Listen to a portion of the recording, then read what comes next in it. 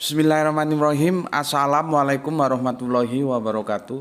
Asyhadu an la ilaha illallah, asyhadu anna Muhammadar Rasulullah.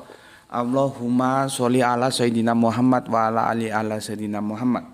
Kama sholaita ala sayyidina Ibrahim wa ala ali ala sayyidina Ibrahim fil alamina innaka Hamidum Majid. Sebelumnya kita panjatkan dahulu doa kepada Gusti Allah Agung untuk saudara-saudara kita yang telah memberikan sholawatnya kepada channel dakwah ini, sehingga channel ini dapat dengan setia eksis hadir dalam ruang-ruang diskusi kalian semuanya dimanapun kalian berada. Tentu dengan sebuah harapan insya Allah sholawat itu akan menjadi catatan langit amal soleh bagi mereka dan keluarganya kelak. Dan insya Allah akan terbalaskan dengan balasan yang jauh lebih baik lagi. Karena hanya Allah lah yang paling pandai membalas kebaikan hamba-hambanya. Kemudian untuk seluruh viewer terkasihku di mancanegara, di dalam negeri, aku ucapkan terima kasih atas apresiasinya. Semoga selalu always dan tidak pernah never tetaplah bertumbuh menjadi satu pribadi tangguh yang anti skip dan anti download. Bagi yang berkenan silakan saja di share, tapi linknya ya, jadi jangan diunduh, dipotong-potong gak karuan, apalagi diadu-adu dengan video yang juga potongan. Itu bisa, kata orang Sunda itu amburadul. Dulu kan tahun 80-an akhir ya, jelang 90-an itu ada sebuah lagu tajuknya tuh amburadul, nggak karu-karuan ya. Jadi tolong jangan lakukan itu. Linknya saja di share bila berkenan, bila tidak juga enggak apa-apa gitu ya. Karena menge-share link itu kan sesuatu yang paling mudah, dia menjadi sholawat yang paling ringan di antara sholawat-sholawat yang lain. Kalau kamu nggak bisa dari segi apapun ya, masa dari segi nge-share link aja nggak bisa kan ya, enggak mungkin. Cuman semua itu tergantung daripada kemauan kesadaran kita masing-masing. Oke. Sebelum kita lanjutkan kajian kita malam ini, aku sampaikan dulu sebuah salam penyemangat agar kita selalu semangat dalam menuntut ilmu. Karena keislaman itu dibangun atas dasar pengetahuan ya, bukan pokoknya. Nggak boleh, Islam itu ini agamanya orang-orang yang otaknya itu jalan gitu loh. Jadi bukan pokoknya itu satpam, militer, nah itu pokoknya preman, nah itu pokoknya gitu ya. Kita orang-orang berilmu kok pokok wae goblok gitu. Ya, jadi keimanan dalam Islam itu dibangun atas dasar pengetahuan. Supaya tahu ya belajar. Kalau nggak belajar kamu ya goblok. Makanya ngaji itu obatnya goblok supaya kamu paham tentang Islam gitu ya. Oke, sebagaimana waktu-waktu yang lalu, terimalah salam dari aku, salam Isra, Islam rasional. Oke. Kita lanjut kajian kita malam ini. Seperti janjiku yang kemarin, aku akan bahas tentang nabi yang katanya nabi lokal. Bismillahirrahmanirrahim.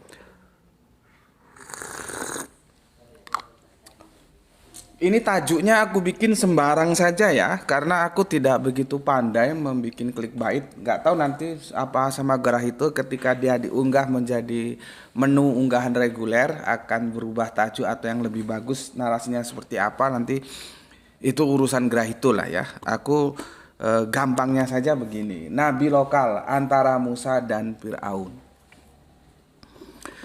Dulu waktu kita masih ngaji ya, masih kecil lah ya, masih turutan kata orang Jawa, itu kita dikatakan bahwa dari 25 nabi itu ya, semua nabi itu lokal gitu ya, lokal.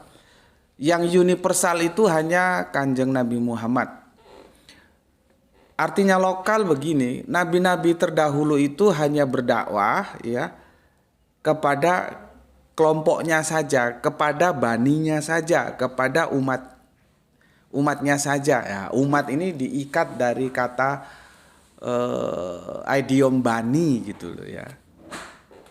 Jadi tidak kepada yang lain, atau gampangannya nabi itu berbangsa A, maka dia tugas dakwanya hanya untuk bangsa A saja, tidak untuk bangsa A, B, C, D, apalagi E, F, G gitu. Dulu kan kita diajarin begitu.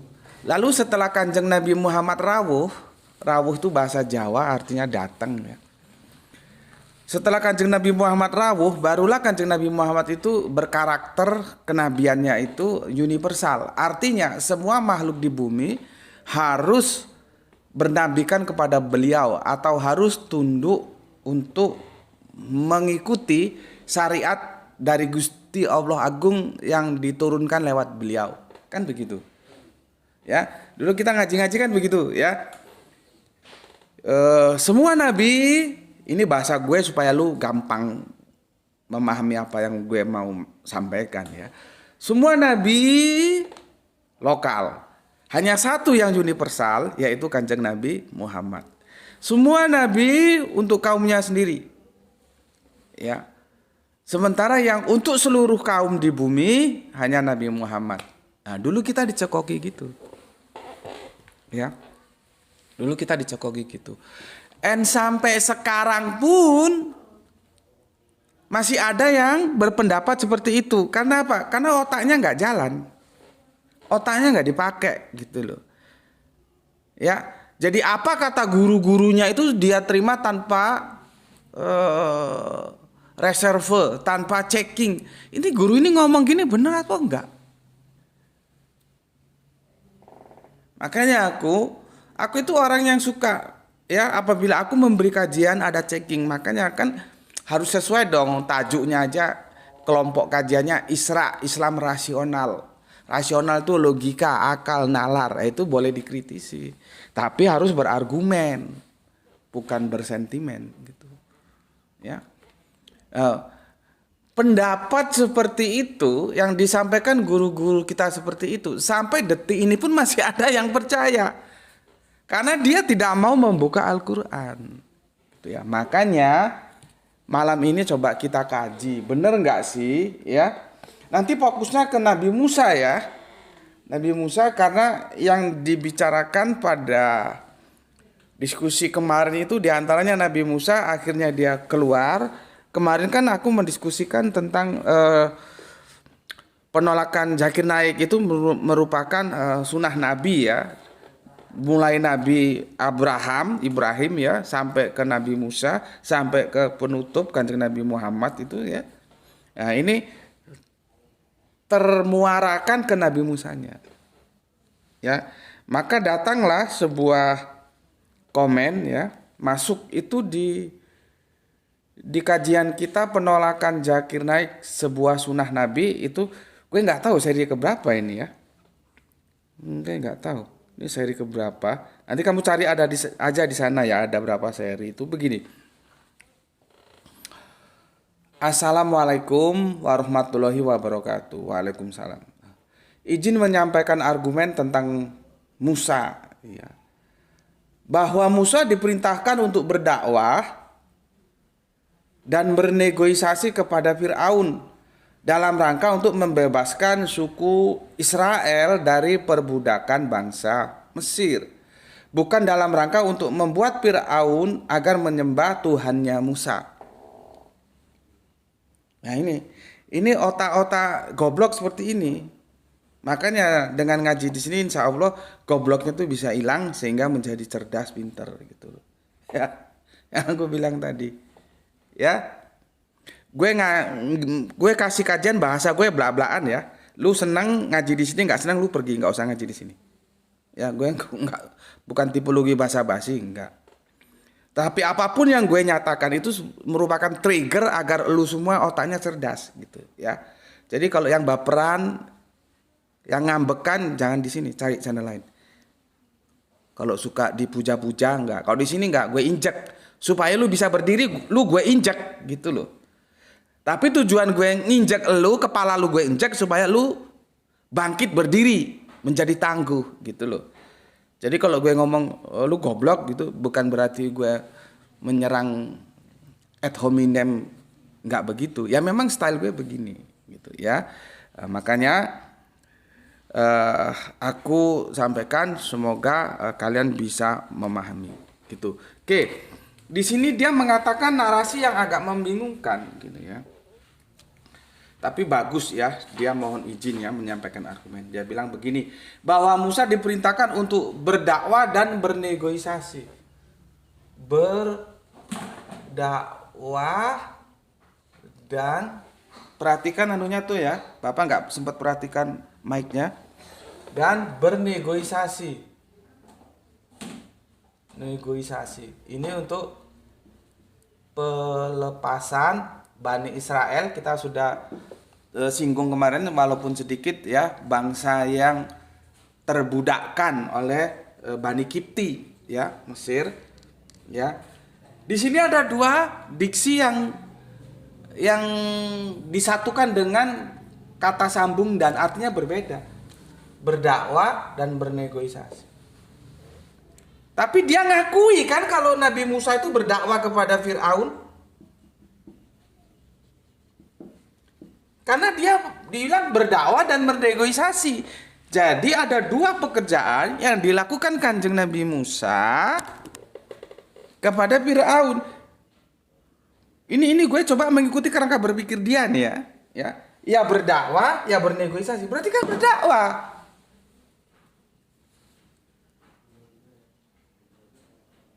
Berarti kan ya Nabi Musa tidak nabi lokal dong. Karena baninya beda, yang satu Bani Israel, yang satu Bani Kipti. Tapi kan dia berdakwah toh. Jadi pernyataan dia ambigu, tapi gue tahu maksud dia. Nanti dilanjutkan begini. Ya, diperintahkan untuk berdakwah dan bernegosiasi kepada Firaun dalam rangka untuk membebaskan suku Israel dari perbudakan bangsa Mesir. Bukankah dalam rangka untuk membuat Firaun agar menyembah Tuhannya Musa? Bukan dalam rangka untuk membuat Firaun agar menyembah Tuhannya Musa. Sebesar apa? Setangguh apa pernyataan ini? Nanti kita uji. Apakah Kanjeng Nabi Musa itu tidak juga mendakwakan tentang Tuhan? Tuhan yang Rob ya. Tuhan yang ilah ya. Gue repot juga ngomong Tuhan yang Rob, Tuhan yang ilah. Karena sama depak semuanya dihajar menjadi Tuhan semua gitu. Gini aja, Tuhan yang alif lam lam ha. Gini aja, ya. Tuhan yang alif lam lam ha, ya. Itu didakwakan enggak oleh Kanjeng Nabi Musa kepada Firaun, ya. Sebetulnya narasi dia itu maunya tuh begini loh. Adapun ya kegiatan Kanjeng Nabi Musa itu hanya untuk bernegosiasi supaya Bani Israel, baninya Kanjeng Nabi Musa, dilepaskan dari perbudakan untuk kembali ke tanah yang dijanjikan, Palestina. Sebetulnya begitu, harusnya narasinya dia tulis begitu, tapi dia kacau, ya. Dia menggunakan kata berdakwah dan bernegosiasi. Ya berarti kan dia berdakwah sudah, artinya pertanyaan apa ya? Dia menyanggah, sanggahannya dia jawab sendiri gitu loh. Makanya menuliskan narasi itu juga perlu kecermatan gitu ya, supaya tidak ini tumbang tindih ini. Tapi gue tahu maksudnya. Dia tidak setuju dengan pendapat gue yang mengatakan bahwa ya ketika gue mengkritik bahwa seolah-olah Nabi sebelum Kanjeng Nabi Muhammad itu nabi lokal semua. Intinya di sana sebetulnya, ya. Tuh, itu ada di apa namanya, penolakan Zakir Naik seri berapa tuh ya? Yang ini, komentar ini. Bismillahirrahmanirrahim.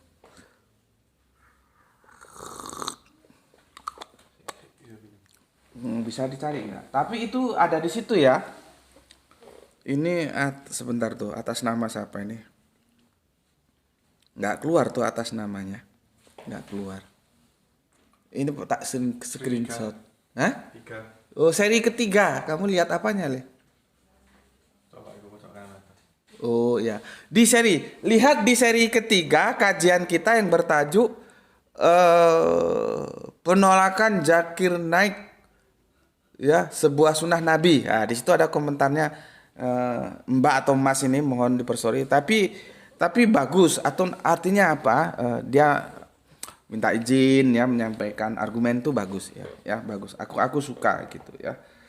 Oke, mungkin lain kali kalau berkomentar penulisan komentarnya itu ketika masuk dalam bahasa-bahasa literal disusun supaya tidak tumbang tindih. Ini tumbang tindih. Ya, sudah berdakwah, bernegosiasi. Artinya ya sudah dijawab apa yang gue maksud, yang mau dia sanggah gitu ya. Ya, tapi kita ngerti lah maksudnya. Oke. Sekarang dia bilang nggak memperkenalkan Tuhan. Ya, nggak memperkenalkan Tuhan.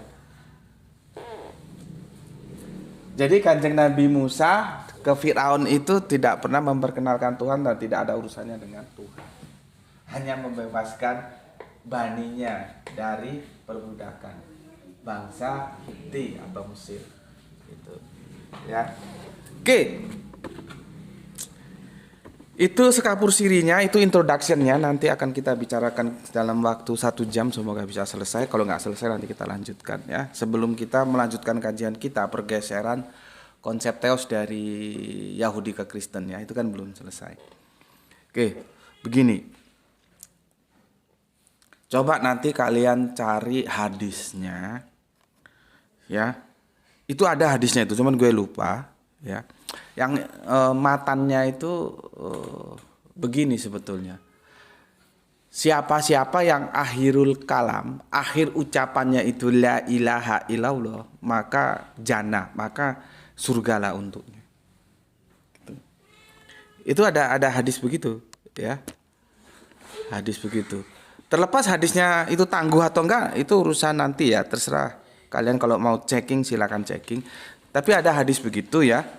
Hadis riwayatnya dia lewat siapa gue lupa. Ya, jadi siapa saja yang akhirul kalamnya la ilaha illallah maka jannah untuknya gitu. Jadi akhir ucapannya itu la ilaha illallah gitu ya. Makanya nanti kalau ada orang mau qaid itu ya, mau meninggal tuh ditalkin ya, dibisikin la ilaha illallah gitu. Itu gimana itu kalian melihatnya?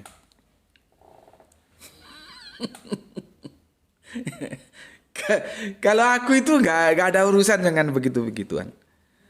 Ya, karena aku memahaminya begini. Pertama, ini mungkin untuk yang keberapa kali ya, selain di video-video yang lain juga ada, di video ini juga ada. Itu udah beberapa tahun lalu aku sampaikan. Ketika aku ngaji dulu, aku diajarkan tentang bacakanlah la ilaha illallah pada yang mau mati atau yang mati gimana gitu ya. Itu hadis itu dipahami secara harafiah sehingga ketika ada orang nazak mau mati ya, entah itu keluarganya, sahabatnya, kerabatnya bingung, ditalkin la ilaha illallah. La ilaha illallah. Supaya akhirul kalamnya la ilaha illallah. Karena hadisnya mengatakan la ilaha illallah bila menjadi akhirul kalam dia masuk surga nih, masuk jannah nih. Itu gimana itu? Bener nggak gitu? Ya. Ini kalau kalian tarik ke sini dasmu mumet, ada hubungannya apa kok ke sana ya? Tapi ikuti aja dulu. Nanti pasti ada hubungannya. Kajian gue memang singular, tidak strike dia. Ya.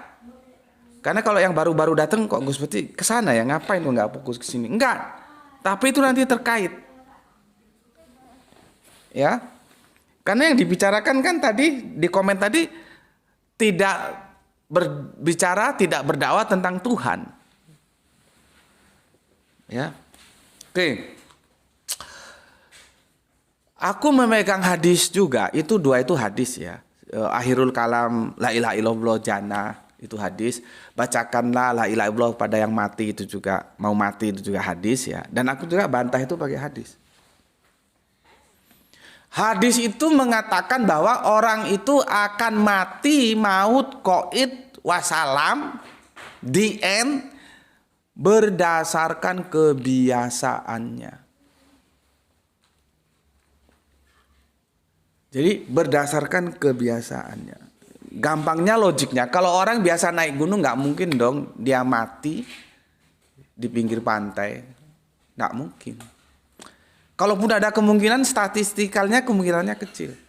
Kalau dia selalu bermain di pantai, nggak mungkin dia matinya di atas gunung, nggak mungkin juga. Orang yang di atas gunung, ya kemungkinan besar matinya di gunung. Orang yang bermain di pantai, kemungkinan matinya di pantai. Itu menurut kebiasaan. Jadi hadis yang disampaikan Kanjeng Nabi itu sangat sederhana dan mudah dipahami. Gitu loh. Nah, pertanyaan yang harus lu jawab sendiri, apabila dalam kehidupan lu itu tidak la ilaha illallah, terus lu mau qaid dibacain la ilaha illallah telinga lu, padahal lu nggak pernah la ilaha illallah dalam hidup lu, nggak pernah sholat, nggak pernah zakat, nggak pernah sodako, nggak pernah haji, itu kira-kira apa ya bisa? Gitu loh. Karena kan Kanjeng Nabi bilang mati itu menurut kebiasaannya. Makanya gue sih nggak begitu pusing. Nanti gue mau mampus dibacain la ilaha illallah apa nggak ada urusan. Ya, tetapi gue tetap memegang urusan dalam setiap gerak detik kehidupan gue itu harus la ilaha illallah. Ya, matur nuwun Kang Mas. Monggo. Paham ya? Jadi setiap detik kehidupan kita itu harus la ilaha illallah. Kalau setiap detik kehidupanmu itu la ilaha illallah, nanti lu mau mampus, mau qaid, mau diet, mesti la ilaha illallah. Walaupun nggak dibimbing. Paham nggak apa yang gue bilang? Bismillah.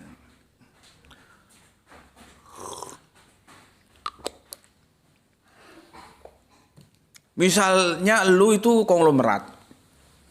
Lu mau qaid, lu pesen sama ahli waris lu.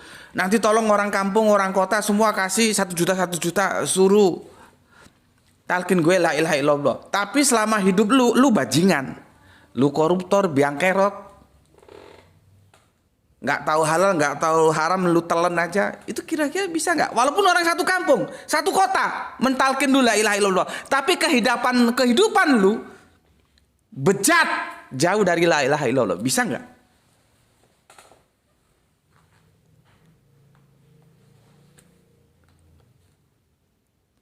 Makanya dalam kehidupan ini kita harus la ilaha illallah dalam setiap detik. Nanti ketika waktunya tiba, dipanggil dengan panggilan kasih sayang, hai nafsul mutmainah hirji'i. Kan itu sebuah panggilan kerinduan. Semoga kita semua yang ngaji di sini nanti kalau mau qaid dipanggil dengan panggilan hai nafsun mutmainah hirji'i. Wahai jiwa yang tenang, kembalilah. Kan begitu. Ya tapi kalau biang kerok masa akan dipanggil dengan panggilan kesayangan? Seorang mungkin. Goblok dia. Ya, maka dari itu setiap langkah kehidupan kita harus la ilaha illallah. Nanti mau ditalkinin yang monggo nggak monggo sudah nggak masalah kita. Ya, oke. Nah, yang dimaksud mati pada ayat itu gue dijelasin tentang waktu ngaji hadis itu sebetulnya itu yang mati itu bukan mati secara harafiah, tapi mati hatinya. Ya. Jadi kalau siapapun dia di dalam hatinya tidak ada la ilaha illallah, itu mayat berjalan. Dalam perspektif kacamata keimanan, dia itu mayat berjalan, dia itu mati. Walaupun dia bisa pergi ke plaza, dia bisa pergi ke kafe, dia bisa pergi, sekarang nggak ada diskotik ya. Nggak tahu kalau di tempat kalian, di sini dulu banyak tapi sekarang sudah nggak ada ya. Kalian bisa weekend, bisa seneng-seneng, bisa belanja ke toko-toko yang mahal-mahal karena duit lu banyak, bisa naik mobil, bisa terbang naik pesawat yang mahal bukan yang ekonomis, ya. Bisa apa saja. Tetapi kalau di dalam hatimu tidak ada la ilaha illallah, kamu itu dalam pandangan Islam adalah mayit berjalan. Makanya si mayit yang mati berjalan, mati tapi masih berjalan itu dibacakan la ilaha illallah supaya dia hidup. Gitu loh maksudnya. Ya.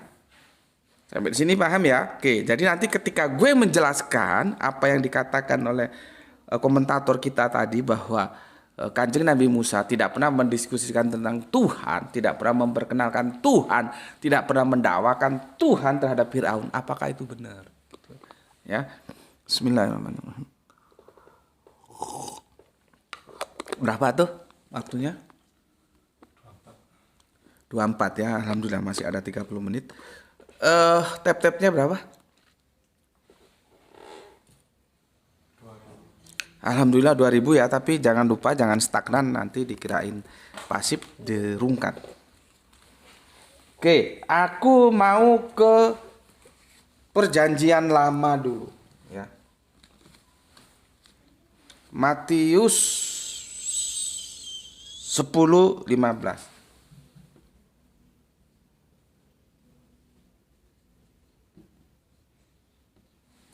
Kamu buka anumu. Bisa Androidmu, Alkitab Android, bisa hardcover ya, buka. Jadi kita sama-sama buka. Nanti kalau aku salah ucap, salah kutip, kamu bisa benarkan ya. Matius 10:15. 10:15. 10:14. Aku kata kepadamu. Oh, gue salah kutip ini. 10 Matius 10:5. Sorry. Nah, seperti ini. Salah kutip, salah tulis. Matius 10:5. Ya. 10:5. Lihat ini. Yesus mengutus ke-12 rasul. Kepada siapa mereka diutus? Mari kita baca. Ya. Ke-12 murid itu diutus oleh Yesus dan ia berpesan. Jadi nggak sembarangan lu gak utus terus ngawur seenak itu dewe seenak perut lu, nggak begitu. Ada aturan main. Yesus kasih aturan main, kasih pesan dia ya kepada para murid itu, kepada mereka. Jangan kamu menyimpang ke jalan bangsa lain. Gak boleh ya. Atau masuk ke dalam kota orang Samaria. Ya. Melainkan pergilah kepada domba yang hilang dari umat Israel. Umat Israel atau bangsa Israel. Ya. Domba yang hilang. Ingat, nanti ada domba lain, ada domba yang hilang. Hati-hati dengan kata domba yang hilang. Ini bahasa sastra ya.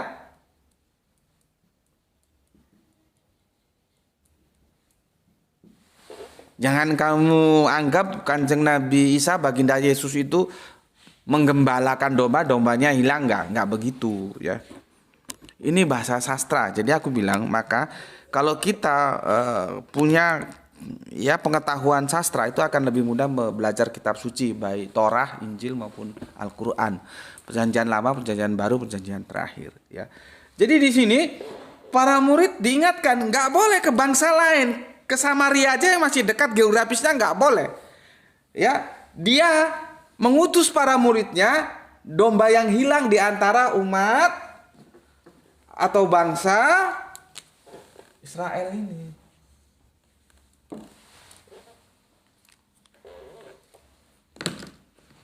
Gitu loh. Jadi dia tidak general, tidak apa lagi ya? Tidak general, tidak umum. Dia khusus, lokal khusus bangsa Israel. Bukan bangsa lain. Gitu loh. Ya. Nanti kita lihat bagaimana selanjutnya. Oke? Ya, paham ya? Makanya kalau ini Alkitab loh ya.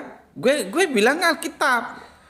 Ya lu mawas diri lu sendiri saja. Untuk teman-teman Kristen, lu bangsa apa? Lu bangsa Israel bukan? Kan gitu. Ya. Paham ya? Kalau lu bukan bangsa Israel, terus lu mengikuti Yesus, itu kira-kira bertentangan nggak dengan Matius 10 ayat 5 ini. Meskipun gue tahu nanti kan itu kan perdebatan yang sudah gue lampaui ya. Nanti ada Matius 28:19. Ya. Terus nanti di Yohanes itu ada domba-domba lain.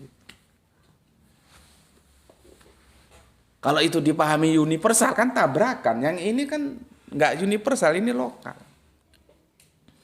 Ya, sekali lagi untuk teman-teman saudaraku Kristen mungkin yang ada ikut ngaji di sini, coba kamu pahami pesan dari Matius 10 ayat 5.